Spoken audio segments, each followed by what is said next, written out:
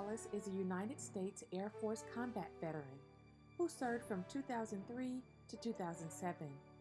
Her time in service initiated her love for veterans and community.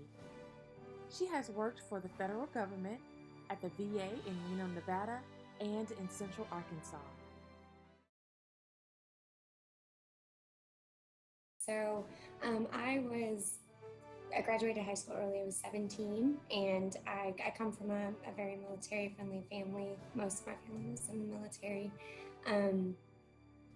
And I needed some structure and guidance before I decided to step foot in the world without knowing exactly what I wanted to do with my life. And so the military was definitely an option for me, and just kind of opening up some doors and avenues without really pinpointing what I was going to do.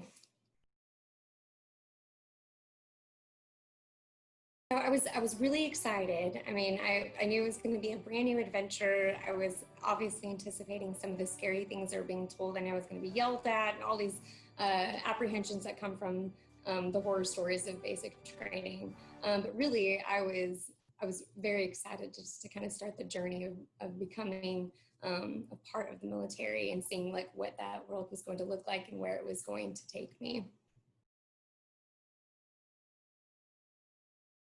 I'm actually very passionate about transitional services and leaving the military, because I feel like even though we're very aware that it's hard leaving the military and moving into the civilian world, and there are many resources out there, it is not really brought to the attention to that soon-to-be veteran while they're exiting out, right? So it usually takes, I feel like, more time being out and hitting a lot of roadblocks before you understand some of those resources that are available to you.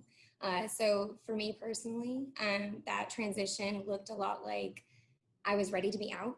I was, I'd done my 4 years. I wanted to finally finish college. I wanted to finally complete some of the goals that, I intended to when I first went into the military. And so 22 years old, I was going through what the transitional services for the Air Force is called TAPS. And like many people, it's boxes being checked at that point, right? I'm just trying to get out of the military. I know I need to go through all of these briefings, but was I really being attentive? Was I really listening to what was being said? And were the presenters there really, gravitating towards me and my peers and understanding what was about to happen in leaving? So I feel like there's a huge chunk that is missed in transitional services in regards to just mental health in general, right? So when you're in the military, it's so much of your identity. And when you get out, it's gone. And it's not gone, but it feels gone, right? And so there was a lot of dismay that occurred in that space that really didn't need to be there, had I had known that there were options for assistance, for help. So I looked at that question earlier, and I tried to put myself back into the mind frame of being 18 again and enlisting. And then, 10 years later, and in the process, I was thinking about it. And if I had stayed in 3 years, I would have hit 20 years and be retiring, which is really crazy to me. I would have been at 17 years at this point. And the answer that I would have given you in 2007 versus now is incredibly different, right? So I feel like the military to me represents opportunity, represents patriotism, and it represents camaraderie in a way that I never understood and would never understand if I had not been in the military.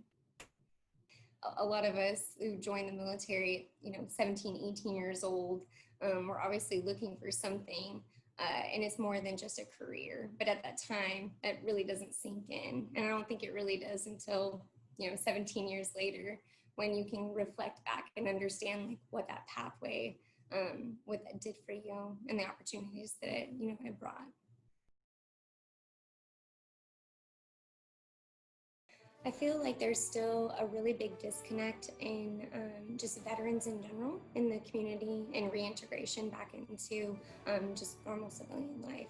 So I wouldn't say that this is just an answer for only females, but just veterans in general. the community needs to understand that the VA is a massive resource for veterans.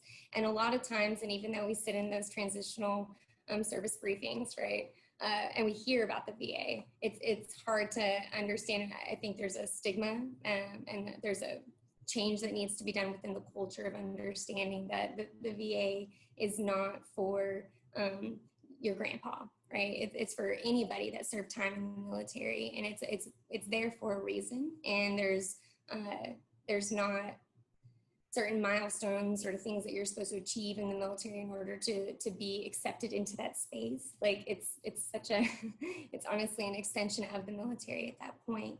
And a lot of us, it takes a long time to be able to get back into that space. So I think if the community understood that the VA is a huge resource for veterans in general, and it's an opportunity for them to be connected and get the services that are deserved for every person that spent time in the military. So if the community understood that is a resource, and they were able to connect with veterans in their community and let them know it's a place for them to go, that extension, that networking opportunity is huge. And it could be leveraged in such ways that we're not really tapping into.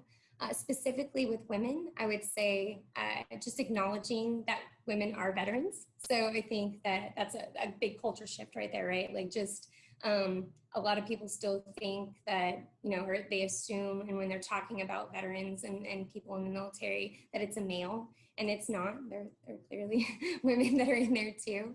So just acknowledging that space and having those kind of that recognition would huge for anyone transitioning out, and would also allow for those resources and those doors for resources to open as well.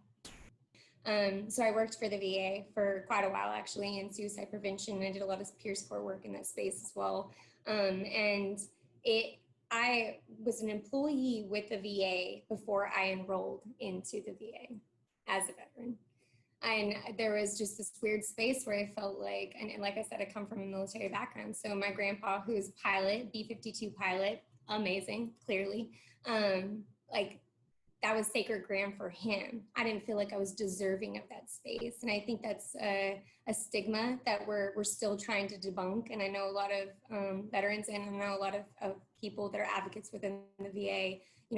There's a whole rural outreach program dedicated to ensuring the community and veterans understand that, no, the VA is not just for your grandpa. It's for anybody that served in the military.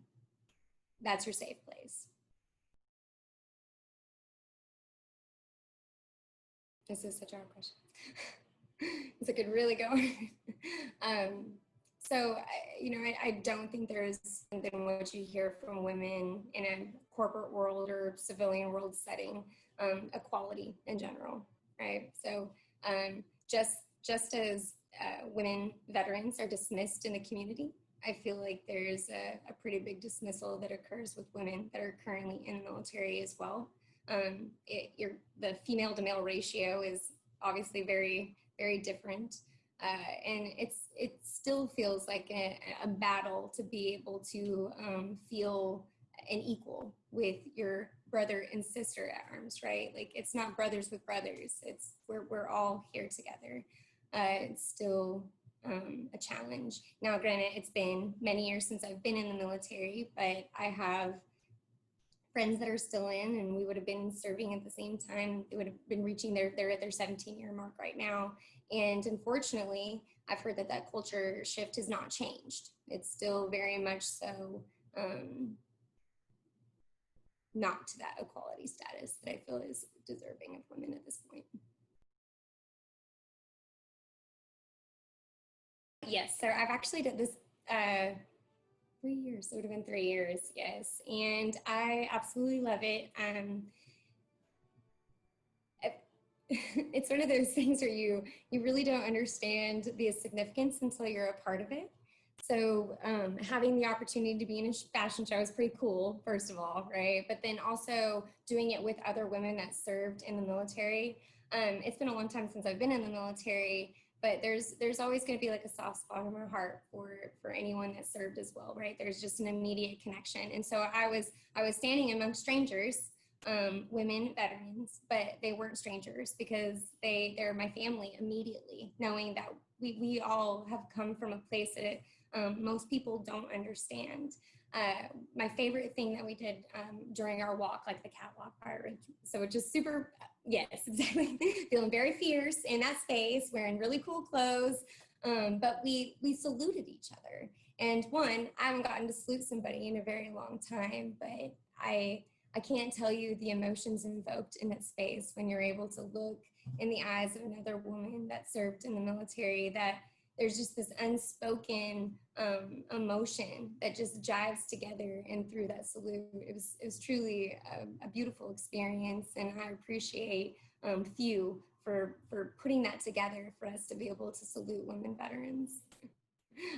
Really, Faith is incredible. So Faith, if you get to hear this, like, no, it's so appreciated to have that space. I think it kind of tails back into what can the community do for female veterans, and it's that acknowledgement, just to let us know, like, oh yeah, like, you recognize that there are women that are in the military as well, and doing amazing, incredible things too.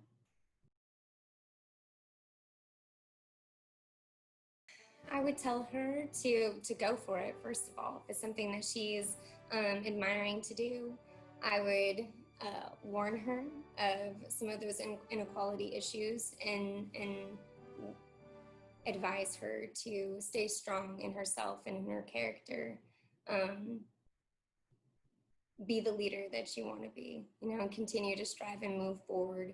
That don't let any criticism that may come your way stop you, to be what you're trying to achieve in that space. In 2017, Jennifer won the Federal Employee of the Year award. She currently is affiliated with numerous veteran support organizations throughout Arkansas, including the Veterans Mental Health Advisory Council for the Central Arkansas Veterans Healthcare System.